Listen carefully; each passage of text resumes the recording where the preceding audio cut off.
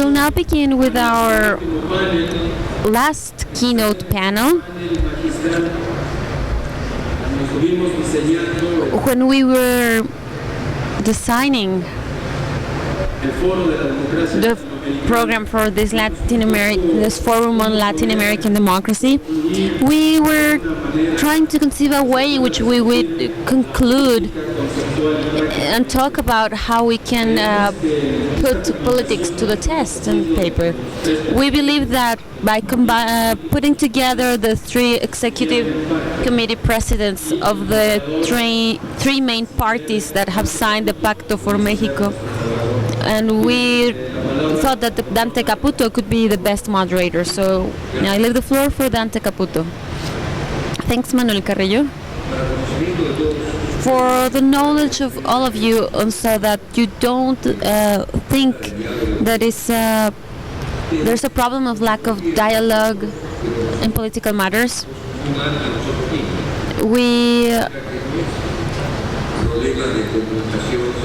There is a problem in listening. We don't listen very well. But I would like to thank to the National Executive Committee presidents of the PRI, PAN and PRD, who are key actors in the Mexican policy. They are representing three parties who are not the only parties in Mexico, but these are parties that are pillars to the democracy of Mexico, and pillars that have created a greater good for Mexico and Latin America, which is the Pacto por México. As a non-Mexican, I don't want to say that I'm a foreigner, but as a non-Mexican citizen, I don't follow the debates on this topic. That I assume you have been here and seeing this, you saw a very poetic illusion. Many of you may have congratulated yourselves, and many of you saw a light of hope. Critics, non-critics from the outside being the rest of Latin America, this is exceptional. This is outstanding, almost as if this will help governance. Such as it is the competition which will not help democracy. If you look back, you have a point of interest in Venezuela, where we see liberals and conservatives at the end of the 50s in Colombia. But these are two pacts that are defensive, just to ensure that the building doesn't come down or crumble down. It didn't go into history, but this is a pact for construction, thought for the future. It's not thought for a short term, but for a long term. And it has to do with the topic that has drawn us here, democracy, towards 2020. But that is trying to put into work something that is rare in the politics, that is cooperation. After saying this praise, there comes a stage of doubt where I would try to encourage, mobilize, and maybe spark a debate between our panelists. Of course, if we don't have cooperation, we can't build anything. I take 1 second just to make an analogy. The optimal model of cooperation happens at the pilot's cabin of an airline. When we have the slightest incident, as slight as it may be, a little light on the masterboard, all of those who are in the pilot's cabin or the cockpit have a word on how to solve the problem, because it is clear that if they don't assist with all of their knowledge, the common ending may be bad, and you are in the same ship or the same airplane. There's not a greater case of cooperation as an airline, commercial airline cockpit, where there are 2, 3, or 4 people working together. The total opposite is Haiti. I'm sorry, since I'm not a diplomat, I can call things by their own names. I remember when I worked 2 years in Haiti, and I remember that for a great part of the political sector of Haiti, it was preferable to self-destruct yourself before giving a benefit for someone else. This is the old topic of the prisoner. I will drown. I don't care if I drown, but the other one is drowning with me. Without cooperation, there's no creation of well-being, a welfare society, and there's not advance of democracy. But, and I believe, even disagreeing is allowed.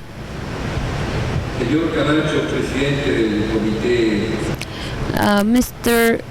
Camacho, President of the National Executive Committee of PRI, Mr. Gustavo Madero, President of the PAN's National Executive Committee, Mr. Zambrano, President of the National Executive Committee of PRD. Aside from creating and building this pact, take us to the backstage. How, before 6 months before the new administration, did you set out this cooperation process after having so much history of pushing each other around?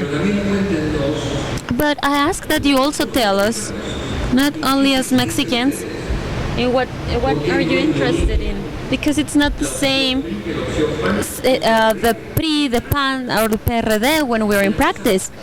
In things as concrete, for example,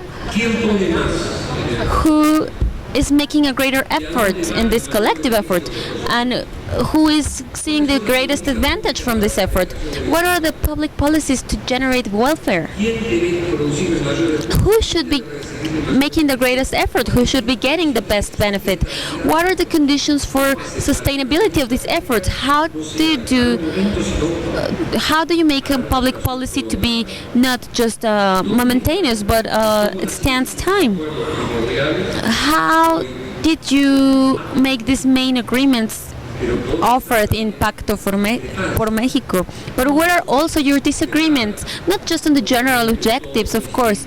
We know we all agree that we have to grow, that there should be welfare, that we should fight poverty, that we should fight insecurity. Who would say the opposite? Those are the objectives.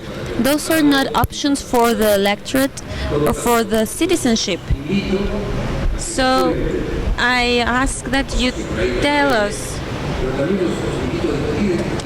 and I ask that you discuss, you have a discussion between you, not because discussion will be good or bad, but out of disagreements we shed light on the thought of each, on the insight of each one of you.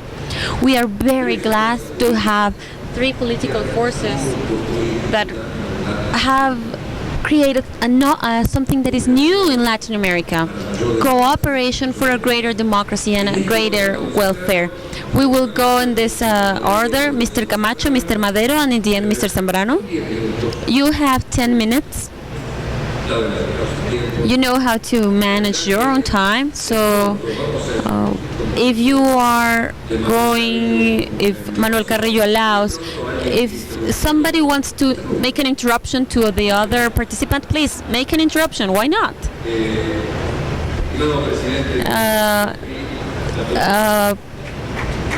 President of the PRI, please, I leave you the floor.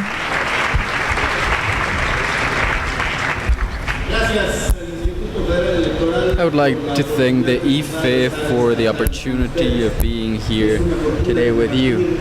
I feel lucky to share this stage with Dante Caputo, who is not only an authority in the academic world, but also in the day-to-day political life of his country, Argentina, and in Latin America. I would like to greet my colleagues, presidents of the PAN and the PRD. I would like to say a few things. The first one, that Mexico has given a note for good at subscribing the Pacto por Mexico. We have had other pacts, mainly economical pacts, to solve emerging situations when it comes to public and private finances and so on, and maybe something important, because we have had memorable recent pacts in South Africa, in Chile, in Spain, is that this pact was made the Mexican way.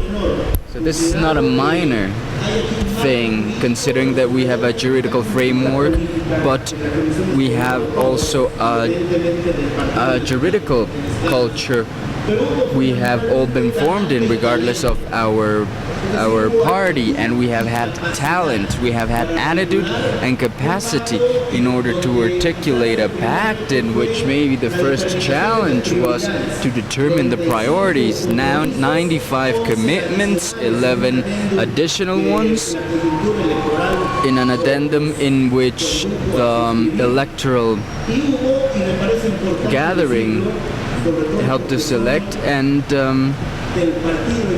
I would say this because I belong to the party in the power. We had a high sense of historical responsibility, and this is no exaggeration, and a good dose of generosity with Mexico from the political forces that entered into the pact. Second off, I'd like to say that the pact is providing the democracy with quality. It is also allowing the democracy, which is usually not only a destination but a way of traveling. Democracy is making a democracy a more efficient democracy. The Latino barometro that you and Dante Caputo know very well records in a good part of the Latin American community, and I would even say Hispanic American qualities which showed we didn't necessarily have, until the point that some would agree, according to such answers, on having less democracy but more employment, or better paid employment. So the mechanic and legitimate aspects do not seem to be enough. So this pact provides quality to democracy. This pact also allows democracy, which might be unrulable democracy, we need to turn it into democratic governability. So we must not only have order, peace, and solid institutions in order to generate or create this governability environment, but governability also has to be based on the exercise of liberty and freedom, and also the capability of agreeing with one another. So I think that in this exercise, Mexico is living a challenging episode on democratic transition. I do not share the opinion of those who say that democratic transition is linked to a moment, just one moment. This is a process that started a few years ago. Maybe it's not easy to locate in the national history when this transition started. What I can say is that it did not start in 2000. Some people say it started in 1964, when the political party representatives were established, or the electoral system of 76, 77, or in the first, or even an internal dispute in 1987, 1988 in the party I am a part of now, or in 1997 when no party had the majority in the Chamber of Representatives. Of course, this is no minor fact, but in the end, it's the alternance and not transition, and I still say that transition has not come to an end yet. That's why I think it's important that before the Pacto for Mexico was undersigned, we say that democratic transition is ongoing, and one of the commitments of this pact is to consolidate democracy. I think it's hard for someone to decree or to dictate the end of democratic transition. What I do think is we can continue to provide quality to the exercises of democracy, and along these lines of democratic governability, the challenge seems to be to keep the climate of freedom of democracy, but also to increase the opportunities and to face two obstacles that are very widely mentioned: social inequality and financial inequality. This is, people don't live or eat democracy. People want to broaden the opportunities, or to have opportunities that are broader, and we also want to decrease the social gap. Mexico, and we hear this very often, about the need of multiplying opportunities, but sometimes we don't do enough. So this stops being just part of the speech, and when it's feasible, I like to talk about the Mexican concept of democracy. A while ago I said that it's not a destination but a way to travel. Talking about the third article in the Constitution, it says, I'm paraphrasing, in Mexican constitutional terms, is much more than a political regime or a political system. It is a system of life with the foundation in the Mexican population. So thinking, or with this concept in mind, I think it's important to say that the pact has given and will continue to give good news. Dante provocatively asks us not only the things that makes us meet at the same point, but also the things that we don't agree on. And I think that the fact that some people have attributed magical characteristics to this pact creates some disillusion. It's not a measure, a juridical measure. The pact is an incubator of agreements. It's an instance to build consensus, and these agreements, consensus, are based on understanding and on mutual cessions.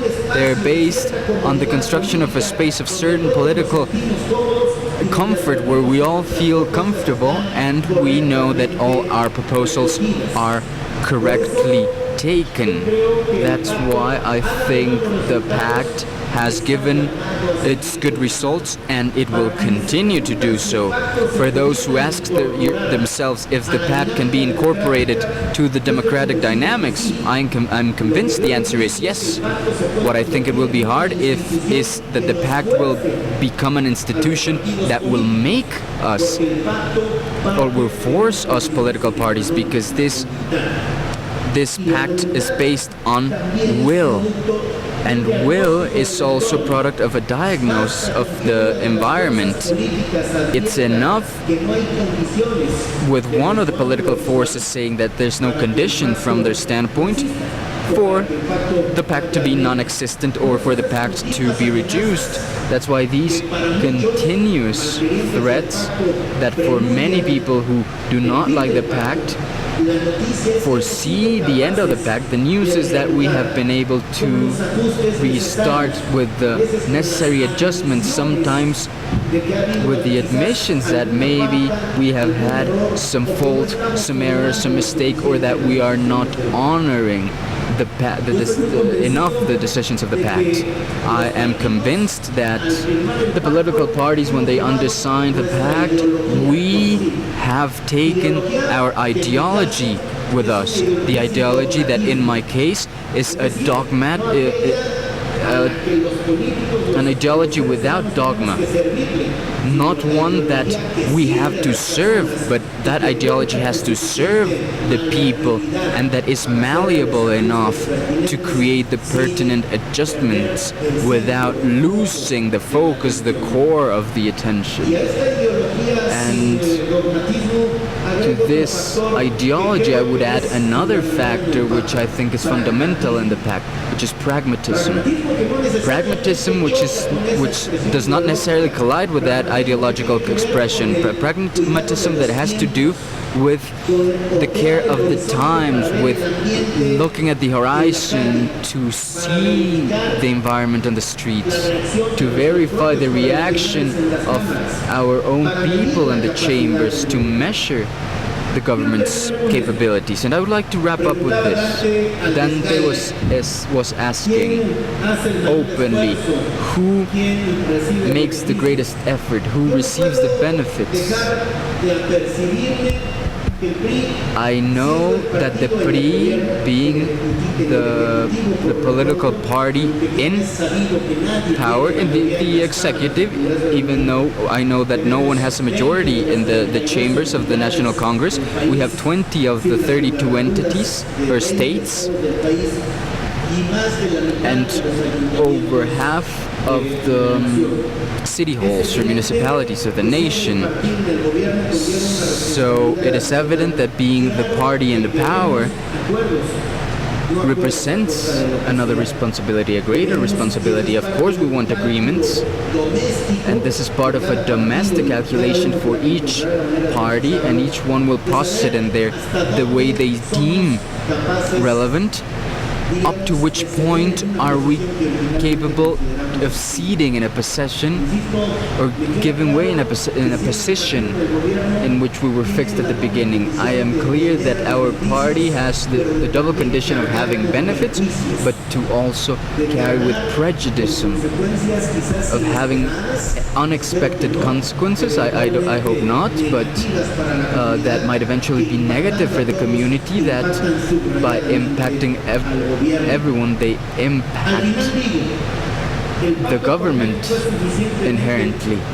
So I say the Pacto por México is noble and generous, and it provides things for everyone. If someone assumes that there must be a political gain that is legitimate and correct, I can say without fear of making a mistake that it's the same amount what we get, and what we honor is politics, more than just one party and even less one person.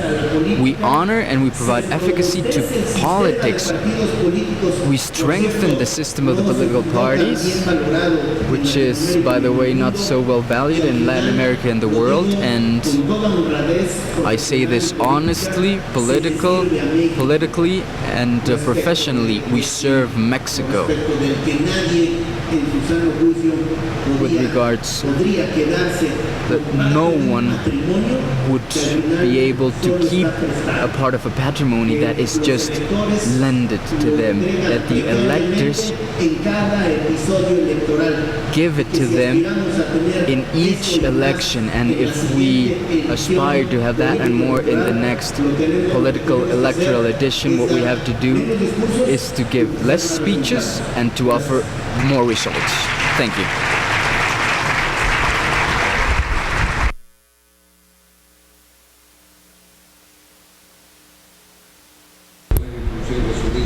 Thank you, Mr. President. It's not my task to summarize what you said, but maybe to assess it. But there's 2 or 3 words that I think are quite important. Well, at least for me, it's very expensive. The idea the PAC must not be an institution. It must be a political will that is permanent.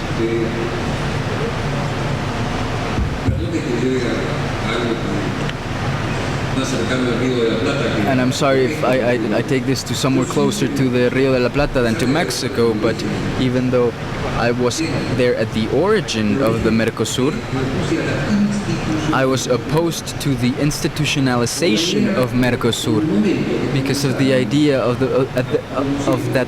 And the moment we started creating an institution, we would lose political will.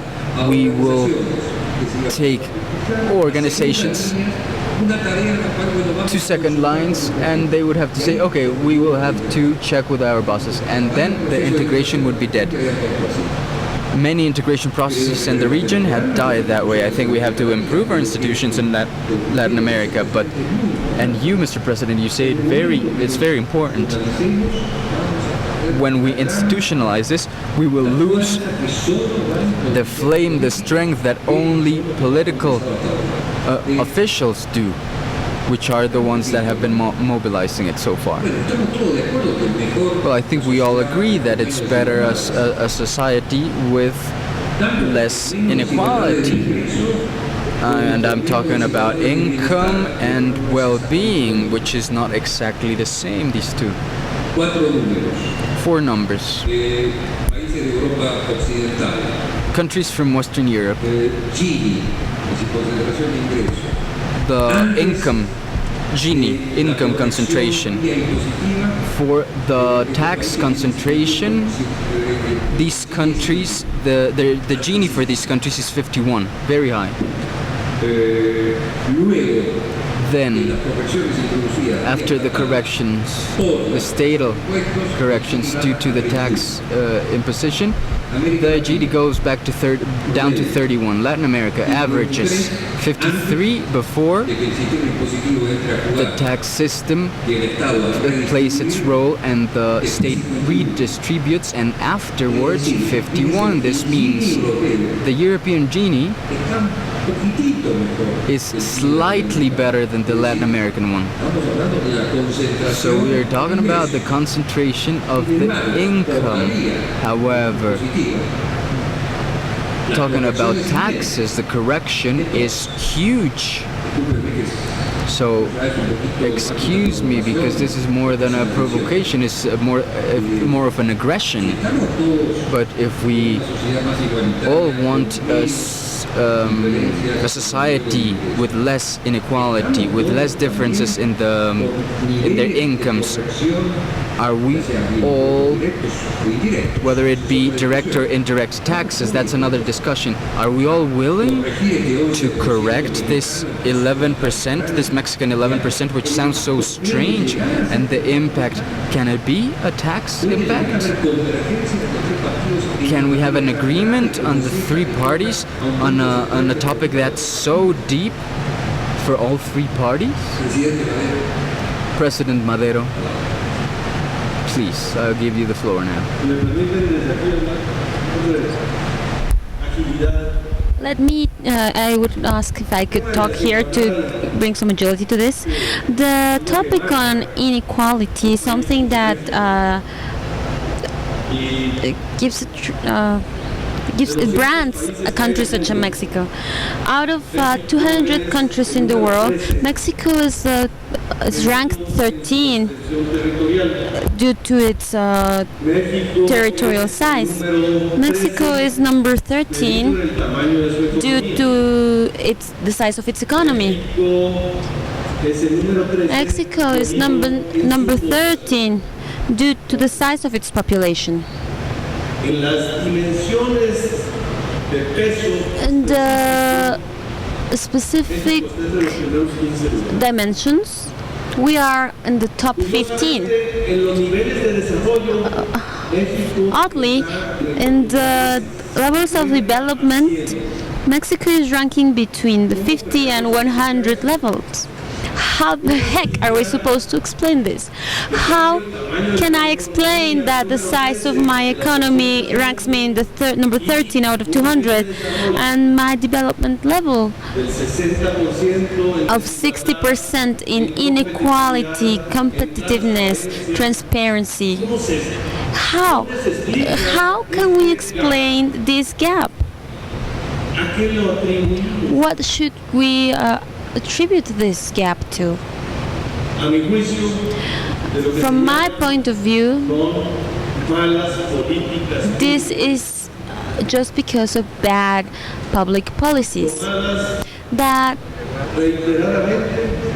have been taken repeatedly throughout times and that were generated by a bad political system. From my point of view, the bad element in Mexico is a dysfunctional political system that is not generating agreements or state decisions, public policies that are required at the speed, in the depth, and in the direction that they are required to be. This is my interpretation of what us politicians should be solving. During the past century in Mexico, we didn't have a democracy. We didn't build democratic institutions. We didn't build a citizenship or a capacity of generating deliberation and participation that it was routinary. We are living in a model that is created thanks to a hegemonic party who gave origin to a culture that is paternalist, centralist, vertical, authoritarian. If we do the math from the whole last century, we had governors from the same party up until 1989, just from one single party. The first governor that was from a party of the opposition came to the power in 1989. The first shift in the presidency happened in 2000. And we were just talking before coming to the panel that when we are observed globally and sometimes locally, we are making judgments on the democracy of a country due to its federal elections, but not to, we don't judge it based on its local elections. After the alternation in the year 2000, authoritarianism seeks refuge in the states. And this is the condition that we are living now in Mexico. And to my point of view, that is the challenge that we are still facing as a society of putting a conclusion to this transition. We shouldn't put a date to it, but we must acknowledge that there are still a long way to achieve these levels of competence, transparency, of accountability that we have just begun to achieve at a federal level. But we need to take them also to the local level. This is one of the topics in which Mexico is completely trapped. When agreements don't occur between the political forces beginning in 1987 up to date, the country is the one that suffers when there are no agreements. Why? Because there are governments that are divided. A divided government is not bad. The bad thing is that we don't have a capacity to make agreements. From here arises the need of Pacto por México. Out of an honest acknowledgement that during the last 15 years we've had more, we have followed the logic of non-cooperation which has been reigning in Mexican politics. The pay-per-view policy, which has made the discussion of each topic so expensive when we're talking about reforms. Something that is necessary to keep in mind at all times, because it takes us to wrong conclusions, is that Pacto por México is not conceived by the current administration. It was conceived by the opposing powers. It's a proposal of the opposing powers. In fact, it is PRD who brings it to the table. It is very important because this is where we're starting to generate conclusions that are very preliminary and distorted on how we generated, why we generate, and how it's power going to solve things if we bring the three political forces all together. The big challenge of the big merit in Mexico and of the country is to accept this proposal of Pacto por México, and accepting it in a very quick manner. In fact, we were just talking in the first moment after knowing the results of the elections of July 2012. My party had to make a decision on the very same day of the election. My party had to stand in a public position on what is going to be the role of PAN in this new administration. Are we going to be an opposition? Or are we going to collaborate? This was a very difficult dilemma because we were the party that was leaving the administration and government, and we were giving away the presidential seat. We brought it to our executive committee and we had an institutional decision. Our party was going to be a party that would collaborate in reforms that we had always stated that are necessary for the development of our country. We're not going to act if we are inside or outside of the government. There are people that say that sometimes you are in this business, you are sometimes the bartender and sometimes you're the drunk guy who asks for a drink. But what we can't do is change our way of thought depending on which side of the bar we are. We have to be congruent. We are sure that there are some reforms that are needed, and we still agree that there are reforms that are needed for Mexico, even if we're not in the power. And let me say that during these last 12 years, PAN proposed the same reforms. But we didn't have an opposition that was participative with the PAN to support them. We didn't have PRI or the PRD supporting these reforms during the 2000 and 2012 time lapse for very several reasons. The window that is being opened in 2012 is important. You know, we came to a conclusion that if we didn't do anything between 2012 and 2018, this period was going to be exactly the same as it was during the 2000 and 2012 gap. And this is to the detriment of Mexico. That is why we all undertook an attitude in the beginning with some distrust, because you have to know where you're putting your feet and where you're taking your next step to. So because maybe we thought that maybe we were mistrusting, we weren't certain of what was going on, but then we realized that we were seriously speaking. We brought to the table the several topics and the several points of view, and I must publicly acknowledge that the difference were sensibly less than the agreement, and this was great news. when PAN decides to collaborate, we have a process of electoral competence and competition, and we'll start to have electoral practices of using social programs to win an election, of using government structures, and that is exactly when we needed to make an addendum to Pacto por Mexico and put a stop to all these activities. This is worth saying. All the participants in Pacto por Mexico said, it is not okay to be sitting at this table, but on the other table we are just kicking each other and setting traps for each other just to win an election. That is why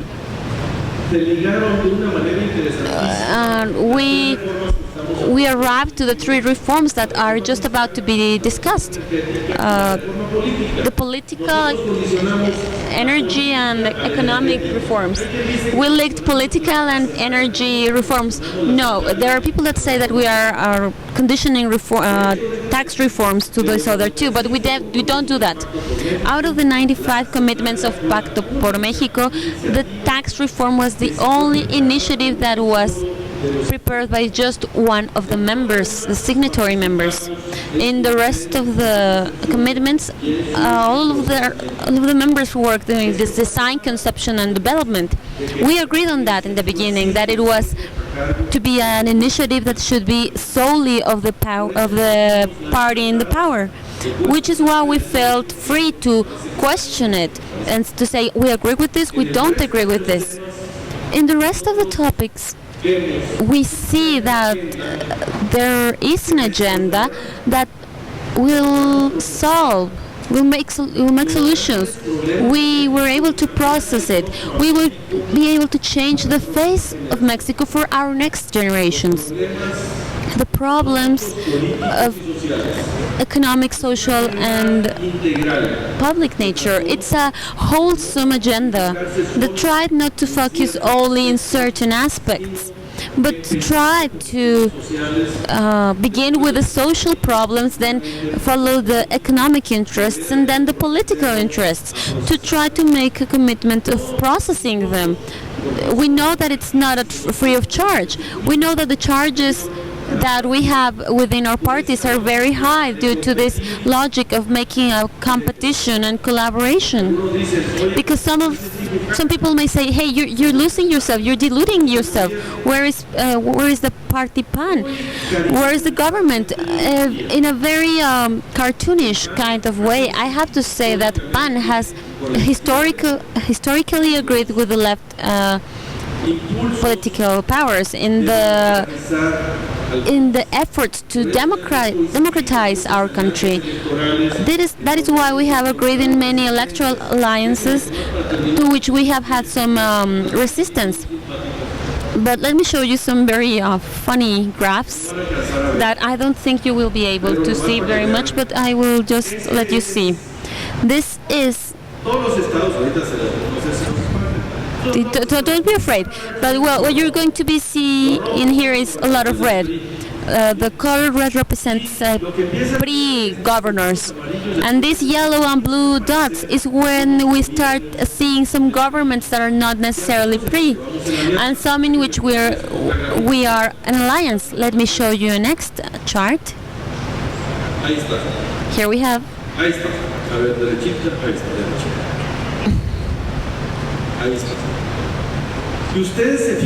If you clearly see, and this is my discussion always with César Camacho, this is the evidence, the best evidence that we have of how transition is stuck within each state in Mexico. Here we have a state placed in an order, and you're going to find states in which they have never had a party in the power that is different to that of PRI. We have never had a president from an alliance or PAN or what any other political party. But then you'll start seeing a grouping of these states in which authoritarianism has consolidated. There are 9 states: Tamaulipas, Durango, Coahuila, Estado de México, Hidalgo, Veracruz, Campeche, Colima, Quintana Roo. These states have never had a government different from the PRI.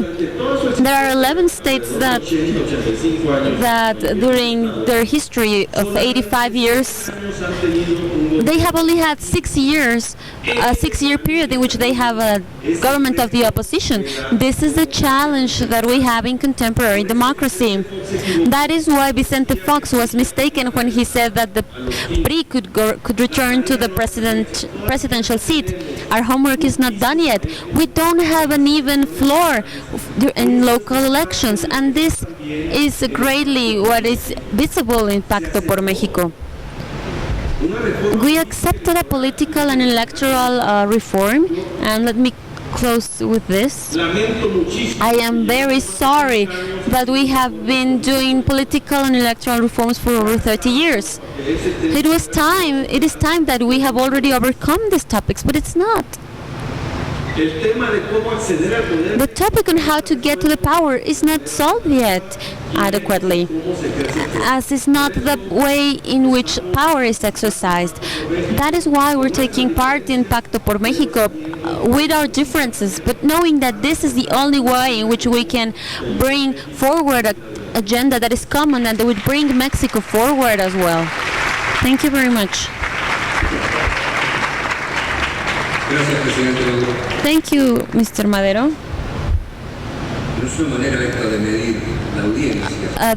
I am not into measuring our audience, because the focus of our questions shows maybe a prioritary interest.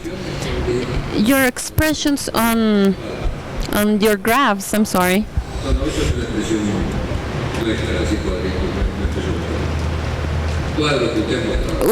Well, after you showed us your graphs on, but there was something. You said that authoritarianism is found a refuge in local states. But you heard the audience. There are a lot of questions from the audience after you said this statement. And so that questions are not way far off the topic. I would like to tell you that a third of the questions are focused on this particular topic. But they make reference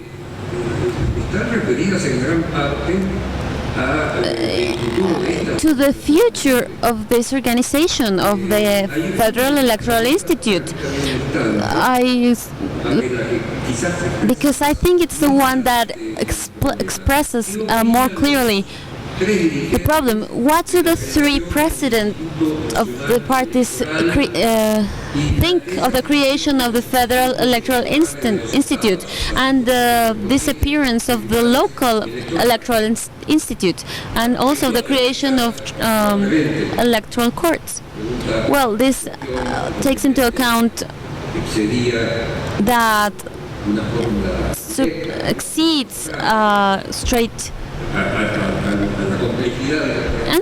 answer beyond the complexity of a transition that cannot be measured just nationally, that should be measured at a local level. But this question helps us bringing this topic down. And a question that is aimed at all of you in 2 of the cases are specifically directed to the president of PRD. So what we have up to this moment is a collection of concerns and worries in the audience who is thinking that this pact is working only for the politicians, that is not helping citizens, that is affecting the advantages of the militants and members and directors of parties. But then we have also questions that are more focused to this matter of the electoral organizations at a local and national level. I leave the floor for President of PRD. Thank you very much. This is not another podium, so it would be different from the other previous presentations, but I will do it from here. I would like to firstly thank the organizers and the host for the invitation to hold this forum and this panel, of course acknowledging the value of the presence of Dante Caputo and my colleagues, the national presidents of PRI and PAN. I would like to use some notes regarding the general subject of this fourth forum for Latin American democracy, and also to talk about the topics Dante has just mentioned. I am convinced that in Mexico we are living one of those days in which we concentrate the shout of history demanding deep changes. I think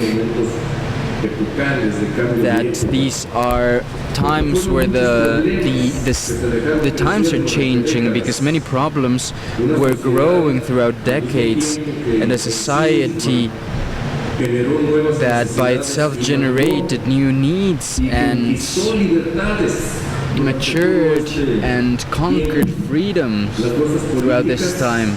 Political forces were also part of a change in the correlation of forces. The beginning of these processes, right now César Camacho was saying, we can maybe set a conventional date, but the truth is the time where true electoral competition for the presidents of the Republic started was in 1988, and from then forward the possibility of the alternance in the states started. The PRD started as a result of the fusion of a wide spectrum of left-hand forces as a result of that movement from 1988. And in the midst of all this, of course, we had very important legal changes. Maybe the most significant reform that looked to adapt the reality and to merge it with the new institutionality required was that one from 1996. That was 17 years ago, when due to this reform, the government of Mexico ceased controlling the electoral organism or body, and from there, independence and autonomy of the national electoral body was achieved. The inhabitants of the federal district were allowed to elect their governors in 1997, and then in 2000 we had an alternance as a result of this institutional arranging. So I would say that political alternance from 2000 did not turn into a strength of the democratic system. We still kept the institutional dysfunctionality that was the result of that new correlation of forces. Maybe it wasn't used properly because maybe we didn't understand that the existence of that democratic bonus with the first alternance of contemporary Mexico. And we also held the same economic development scheme with all the social setbacks we have faced. So here, we're not just talking about things that have to do with just one political force reigning during the last 30 years, but we have we had an alternance with 12 years of a different government that kept the same models, the same economic development model with its social consequences, and then and institution dysfunctionality. In '06, what we had is a scenario of political confrontations, mainly between the PRD and the party in office, which was the PAN.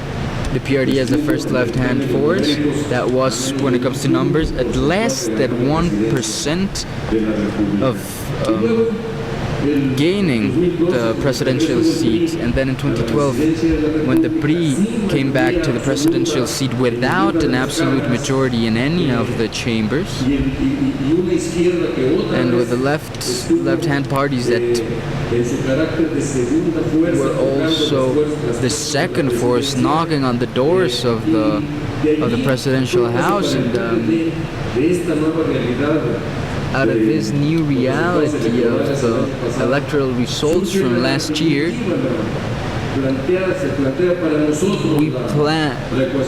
we ask ourselves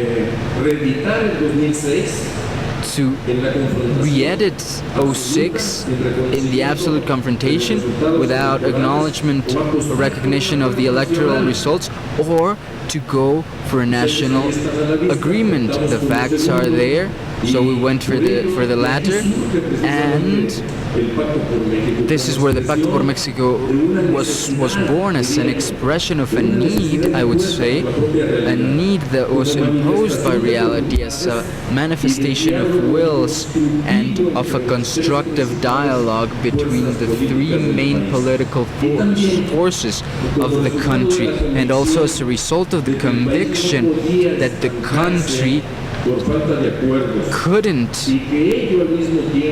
be stagnant because of the lack of agreements, and we do not plan to substitute the role of the parliament, because we're saying everybody's saying the pact is substituting the parliament. No, the pact was conceived as a space in which we would facilitate decision making and agreement making from the stakeholders that have that responsibility. And also when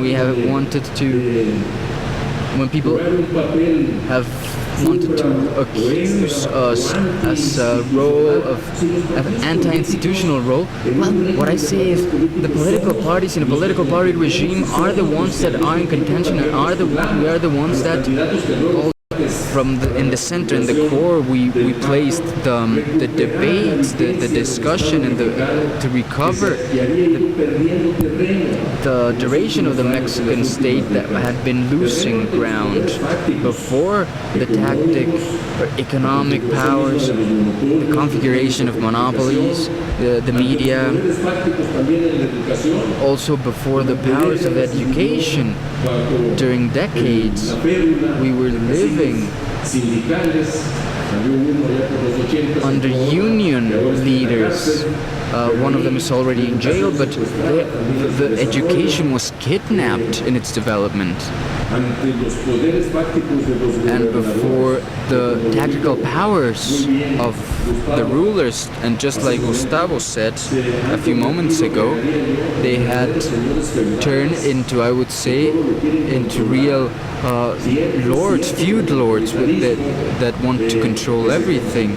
It's true that authoritarianism that was concentrated with super-constitutional powers and the President of the Republic up until 2000, afterwards with the alternates, what happened is there was a distribution of these meta-constitutional powers to the governors of the states, and also before the organized crime that has been controlling and continues to control entire regions in the country. So these powers before which the Mexican state must recover its position and must be ahead of them. And of course, as another objective is to reverse social deterioration.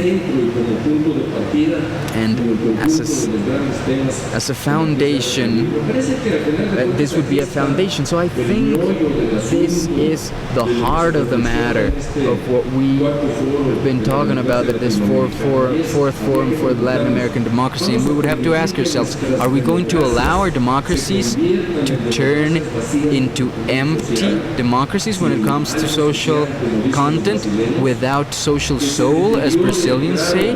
Are we going to allow the deterioration of this democracy, of these democracies, so that the return to authoritarianism comes back to the stage? Are we going to continue to allow to cede the public to the private sector, the institutionality to these powers, whichever they might be, with our different kinds of governments in Latin America, but with diversity that is here to stay? And especially talking about the case of Mexico, our country, we had the obligation of consolidating our democracies, and we don't doubt that we will. The central element is the strengthening of the national sectors, the strengthening of the public before the private, the substantial reorientation of development models to foster financial growth, economic growth, and the creation of employment, to revert the dangerous fact of inequality in Mexico in the last few years. The growth of inequality has not stopped. The income has grown in a little few, and poverty also grew. And I think the last data from Coneval, more than 52% of population in Mexico lives in conditions of poverty, and 1/3 in extreme poverty. And this, of course, is a risk for democracy if we allow this to accentuate even more in a country in which, by the way, now that we have a tax reform that is being discussed and that it's being proposed that from 500,000 Mexican pesos a month, which is about a year, which is 42,000 pesos a month, would not pay the tax, the income tax. Of course, this will be considered. It's still in talks, but out of 42,000 pesos up to Carlos Slim, in Mexico, only 1% of the population is there. The other 99% earns less than that. That is the size of the gap of inequality, and we need to revert this, and we need to create social inclusion. Because of course we have had surveys in the last few days. We have a crisis in Latin America of social inclusion, of insatisfaction from people in society due to this lack of inclusion. So the Pacto por México is born for this purpose, to serve these purposes. And we have mentioned these purposes, but look, we have great reforms, and with this social foundation of this massive inequality, we must also acknowledge there's a crisis of credibility and trust from a lot of sectors of the population on the role and decisions of the institutions of our country. And today, there's also talks on new taxes being imposed, and most people say they don't agree, even though 6%, I was reading a survey yesterday, 6% of people have their children in private schools. About 60% say that they do not agree in charging taxes on the tuitions, and even though that percentage acknowledges they have something to do with the Mexican stock exchange, 80% says they don't agree on having taxes on the income from the stock exchange. And this is because people do not trust, and they ask themselves, what are they going to use my money for? So the tax reform will be decided shortly, and I I agree with the comments from Gustavo, and of course we agree on the creation of an electoral national institute, even though some yesterday opposed to it.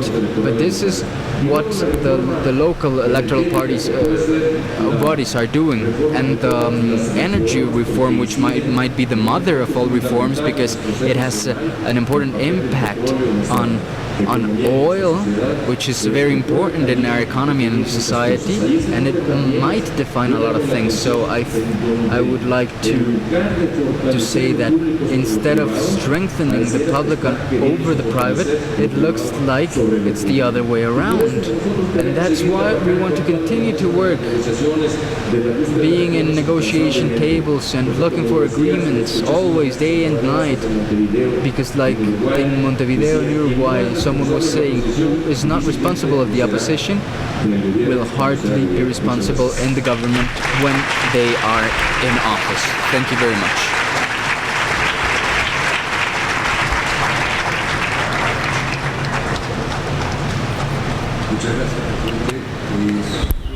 Thank you, Executive President. We have 14 minutes and we have to close up at 2:30. I believe that a mechanism to use our time wisely, which I think it's a very short amount of time, is that if you would like to say something between you, I would like to encourage you to say it, because up till now I see you throw out some comments, but if maybe you have comments between you, I allow myself to say that I'm impressed by this three-man show of politicians that are harshly fighting for the power. And it appears to me that I'm listening comments in a very muted voice, like, yes, this is right, yes, no, it's not right. But to me, this is good news. It's a novelty. Maybe the political parties are going wrong, the government is from themselves, but this level of agreement or level of cooperation, that is the exact word, this level of cooperation is exceptional. We have segmented the questions in 4. First, if you want to have to say things between yourselves about what you've stated, please do so. We have a group of questions talking about youth. Where is the youth located in all these comments? We have another segment of questions that cannot be solved in this discussion, which is without that political parties aren't working. If political works are not working, this is not working at all, the whole pact. There are questions that show a lot of skepticism. They are hard to answer. There are other questions that are totally opposite. What is the political panorama if the pact works in 3 to 4 years? And the last kind of questions are: is this going to take other political forces?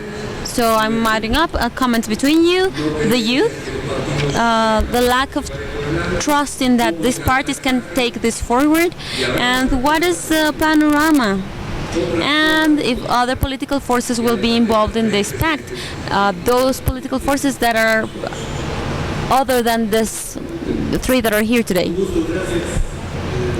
Yes, I'm glad to give an answer. First of all, I am totally convinced that the Pact for Mexico has created a skepticism which has been decreasing in the only way in which the politics can do it, that is through results. I believe that without waving a flag of our party, because we all have a party flag of our own, there is a very evident there is evidence that we are putting Mexico before our political interests. I am also convinced that in these times before a need of increasing the level of quality of democracy. We are being called to a rule of law in which legality and the strength of institutions are primal. We should then follow our steps towards a social rule of law. There should be some ethics in politics. Along these lines, the social state and the democratic rule of law, in a way in which democracy is not just only consolidated as a vehicle to get to the power, but that democracy becomes a matter of broadening opportunities and improving the quality of life of Mexicans. Which is why I'm also convinced that the presidential cut that our political system has should be strengthened, but not an omnipotent presidentiality. A presidentialism that is subject to control and supervision not just because of the law, but with a true conviction that is also my very firm idea of having a very strong impression, of leaving an impression, of having a lot of persuasion, that the figure of a president has a lot of persuasion and is subject to law, to accountability, to transparency. I believe that in this place where Daniel Cosía Villegas suggests lots of years ago that we should make public life more public, it's something that we are all waving.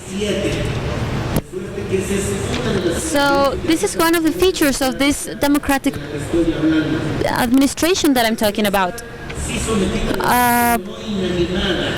An administration that is subject to the law, but that it's not quiet, and that is adjusted to the counterweights that the Constitution has. A president that is functional but is not diluted. Sometimes it appears that the weaknesses of others seem to harm the political system because it creates even more weaknesses to make things happen. I believe that this is a challenge to the generation to grow freedoms which have become diverse, and they should insist on a balance and a co-responsibility between the different branches of power. And I would like to go a little bit deeper on this, so that we achieve that people perceive concrete benefits in their daily life. And I think I'm giving an answer here to 4 comments. If political parties work, and I would add that if democracy works, because it appears to me that in a democratic regime, political parties are unavoidably actors, and even doing this freely, of using Winston Churchill's statement, maybe democracy is the one system that is the most effective, but is the least worst. And I must say that democracy should live among us, and we should make this happen. And if there should be any more political forces involved in this, I think it will all depend on the contemporary and periodic exercise of popular votes. We have to make, as political parties, we have to make an effort to broaden our political foundations. If there are others, this will only depend on the voters and our citizens. What is the political panorama in 3 to 4 years? I am optimistic by nature. I think it will be better than what it is right now. There's another thing that we haven't talked about, and that has to do with the pact. And it has to do with a sense of opportunity.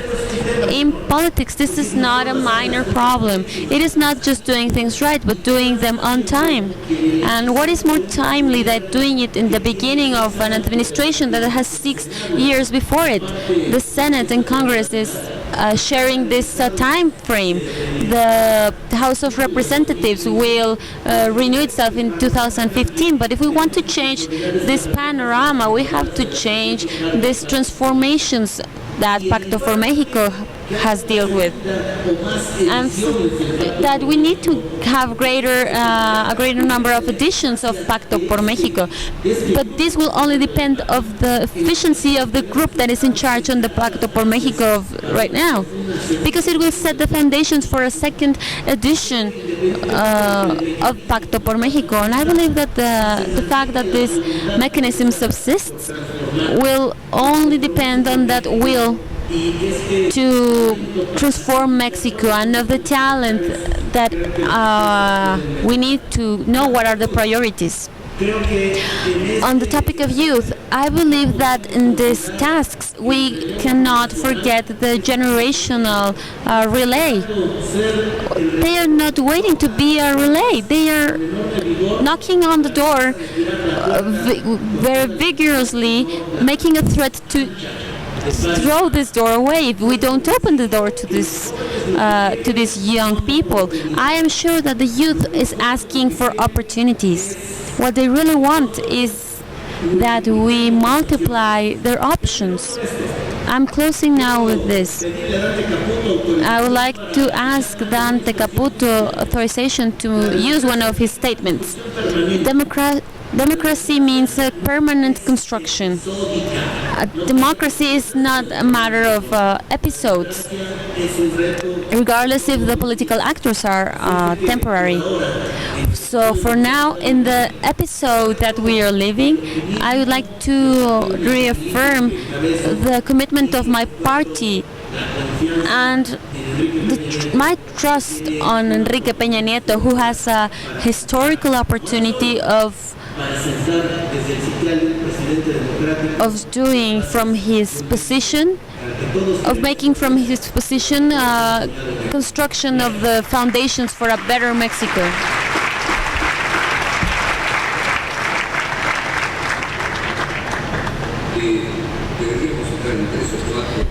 We should have only 3 to 4 minutes for your interventions, please. I'll be very brief. There are those who think that the pact is only the means for Madero to remain in PAN, or for Jesús Zambrano to remain in PRD. That is just a joke. They always like to spice things up and create soap operas for everything, but it's not the truth. I'm being very honest when I tell you that Pacto por Mexico was born, and I agree with Jesús Zambrano. It was conceived due to the seriousness of the situation and the reality that was demanding a solution that was this big. What I can say is that to me, this pact has an expiration date. To me, this is just a transitional solution. It's not a permanent solution. It was designed and conceived when we talked with the president-elect back then. We told him this is not a temporary solution, but if we don't do it at the beginning of an administration, it is very hardly going to be instrumented during this administration. Fortunately, we would have only but one election in the state of Nayarit and representative election in Coahuila, but next year we're going to start hearing war drums, and we're going to start seeing war painting in the politicians, because the electoral competition is going to begin. This is about collaborating and competing. This is a game in process. We are not collaborating permanently, but we are not competing permanently. We are agreeing on when to collaborate and when to compete, which is why I think that this Pacto por Mexico is a quick solution just to give enough power and energy and a high tension of these reforms, but at a certain time it will have complied with it will have achieved its purposes, and I hope that we can have greater agreements. And now, to make a brief cartoon of this, the political and electoral reform, you will see more agreement between PAN, PRD, and maybe some resistance from the PRI. This is natural. The electrical reform is going to have more agreements between PRI and PAN, and constitutional reforms, there's going to be a different position from PRD. But for example, in the tax department reforms, there's going to be more agreements between PRI and PRD, and more resistance from PAN. So this is very funny. This game, this kind of Sudoku in which we see the combination of the political powers to almost process at the same time in the next days and weeks. The Congress, this is a challenge that we have. I am very optimistic.